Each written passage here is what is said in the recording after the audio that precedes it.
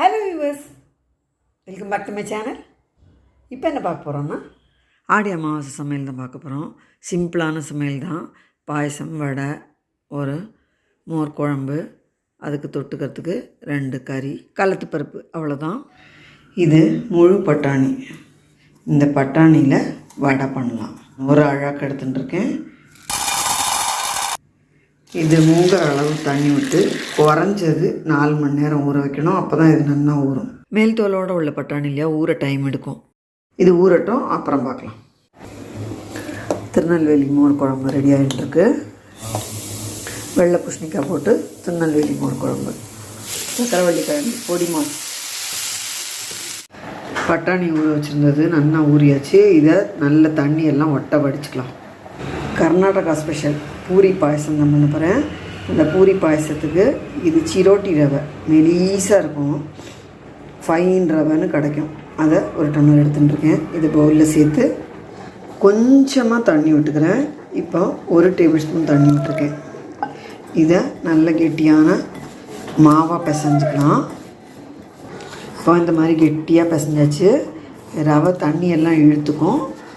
சிரோட்டி ரவை இல்லைன்னா சாதா ரவையில் இந்த மாதிரி பிசைஞ்சிக்கலாம். இது வறுக்காத ரவை தான். மைதா மாவில் பிசைஞ்சு பண்ணுறதா இருந்தாலும் பண்ணலாம், கோதுமை மாவில் பிசைஞ்சு பண்ணுறதா இருந்தாலும் பண்ணலாம். பட் இந்த ரவையில் பண்ணும்போது ரொம்ப நல்லாயிருக்கும். இதை ஒரு 10 நிமிஷம் ஊற விட்டுக்கலாம். இது ஊறட்டும். அதுக்குள்ளே வடைக்கு அரைச்சிடலாம். முழு பட்டாணி வடைக்கு காரத்துக்கு 4 மிளகா வத்தல், ஒரு துண்டு இஞ்சி, தண்ணி வடித்து வச்சுருக்கிற பட்டாணியை மிக்சியில் சேர்த்து தண்ணியே விடாமல் கரகரப்பாக பொடிச்சு எடுத்துக்கலாம். இந்த மாதிரி தண்ணியே விடாமல் திருப்பிட்டேன் பாருங்க. இப்போ இதை வேறு பாத்திரத்துக்கு ட்ரான்ஸ்ஃபர் பண்ணி கொஞ்சமாக மஞ்சப்பொடி, இதில் இதுக்கு தேவையான உப்பு, பெருங்காயப்பொடி கொஞ்சம் தாராளமாகவே போட்டுக்கலாம். வாழைப்பூ பொடியாக நறுக்கி வச்சுருக்கேன். இதை இதில் சேர்த்துக்கலாம். பொடியாக நறுக்கின 2 பச்சை மிளகா, பொடியாக நறுக்கின இந்த கருவேப்பிலையும் சேர்த்து நல்லா மிக்ஸ் பண்ணிவிட்டு பாருங்க, தண்ணியே விடலை. இந்த மாதிரி தான் அரைச்சி எடுத்துக்கணும். இதை இந்த மாதிரி பிசைஞ்சிக்கலாம். வாழைப்பூவை நான் தண்ணியில் போடலை. தண்ணியில் போட்டிருந்தா நல்லா ஒட்டை புழிஞ்சிட்டு சேர்த்துக்கணும். மாவை கலந்து வச்சுட்டு பூரி பொரிச்சிட்டு அப்புறமா வடையை தட்டி எடுக்கலாம். பாயசத்துக்கு 1/2 லிட்டர் ஃபுல் க்ரீம் மில்க் கொதிக்க விட்டுருக்கேன். இது கொதிச்சு வத்தின்ட்டுருக்கு. 1 டம்ளர் ஜீனி சேர்த்துக்கிறேன். ஜீனி கலந்து விட்டு நல்லா கொதிக்கட்டும். சிரோட்டி ரவை பிசைஞ்சு வச்சது மாவு ஊறியாச்சு. இப்போ இதை பூரியாக இட்டுக்கலாம். சின்ன சின்ன பூரியாகவும் இட்டுக்கலாம், நல்லா பெருசாக இட்டு டைமண்டாக கட் பண்ணி இட்டுக்கலாம். நான் அந்த மாதிரி தான் பண்ண போகிறேன். இந்த மாதிரி நல்ல பெரிய இதாகிட்டு இந்த மாதிரி கட் பண்ணிட்டேன். இதை பொரிச்சு எடுத்துக்கலாம். எண்ணெய் காய வச்சுருக்கேன். இப்போ நல்லா ஜீனி போட்டு வத்தியாச்சு. இதில் முந்திரியும் பாதாமும் பொடிச்சு வச்சுருக்கேன். அதை சேர்த்துக்கிறேன். கொஞ்சம் ஏலக்காய் பொடி சேர்த்துக்கிறேன். எண்ணெய் காஞ்சாச்சு.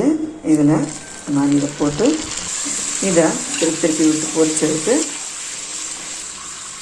எண்ணெயை வடிச்சிட்டு இந்த பாயசத்தில் சேர்த்துடணும். இந்த பாலோடு சேர்ந்து இது கொதிக்கிறது இன்னும் ரொம்ப டேஸ்ட் சூப்பராக இருக்கும். கொஞ்சம் கொதிக்கட்டும். அடுத்ததும் பொரிஞ்சாச்சு. இதில் சேர்த்துடுறேன். நல்லா இந்த பூரி மேலே பாதாம் முந்திரிலாம் பொடிச்சு சேர்த்த பால் மிக்ஸ் ஆகி கோட்டிங்காக இருக்கும்போது சாப்பிட்றதுக்கு சூப்பராக இருக்கும். இப்போ இது நல்லா கொதிச்சாச்சு. ஸ்டவ் ஆஃப் பண்ணிடுறேன். நம்ம கர்நாடகா ஸ்பெஷல் பூரி பாயசம் ரெடி. இதுக்கு முந்திரி பருப்பெல்லாம் பொடிச்சு போட்டதுனால சேர்க்க வேண்டாம். கலந்து வச்ச வடை மாவை சின்ன சின்ன வடையாக தட்டிக்கும். இப்போ இந்த மாதிரி வடையாக தட்டின்ட்டேன். காஞ்ச எண்ணெயில் 1 by 1 ட்ராப் பண்ணும். பாதி வெந்ததும் அதை திருப்பி போட்டு வேக விட்டு எடுக்கலாம். நல்ல கிறிஸ்பியாக இருக்கும். பட்டாணி பருப்பு கிடைக்காத இடத்துல இந்த முழு பட்டாணி எல்லா இடத்துலையுமே கிடைக்கும். பண்ணலாம்.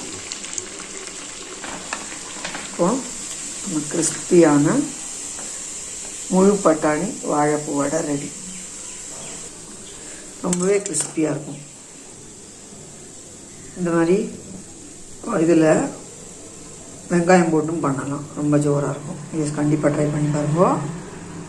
மோர் குழம்பு, வாழைக்காய் புளியிட்ட போட்டு, கலத்து பருப்பு, சக்கரவள்ளி கிழங்கு, பொடி மாஸ், ஆற ஆற நன்னாவே இருக்கும். இந்த பூரி பாயசம் ரொம்ப ரொம்ப சூப்பராக இருக்கும். வியூவர்ஸ் கண்டிப்பாக ட்ரை பண்ணி பாருங்க. அந்த முழு பட்டாணி வாழைப்பூ வடை எவ்வளவு ஜோராக இருக்கு, கிறிஸ்பியாக ரொம்ப ரொம்ப ஜோராக இருக்கும். மேல் தோலோடு உள்ள பட்டாணி பருப்பு ஹை ஃபைபரும் கூட. வியூவர்ஸ் கண்டிப்பாக ட்ரை பண்ணி பாருங்க. நம்ம சேனலில் ஏற்கனவே பண்ணி காமிச்சது தான். திருநெல்வேலி மோர் குழம்பு, வாழைக்காய் புளியிட்ட கூட்டு, சக்கரவள்ளி கிழங்கு, பொடி மாசு எல்லாமே. அதனால் நான் அதை டீட்டெயிலாக வீடியோலாம் எடுக்கலை, போடலை. இந்த வீடியோவில் இருக்கும் யூஸ்ஃபுல்லாக இருக்கும்னு நினைக்கிறேன். நம்ம அடுத்த வீடியோவில் பார்க்கலாம். லைக் பண்ணுங்க, ஷேர் பண்ணுங்க, சப்ஸ்கிரைப் பண்ணுங்க. தேங்க்யூ ஃபார் வாட்சிங்.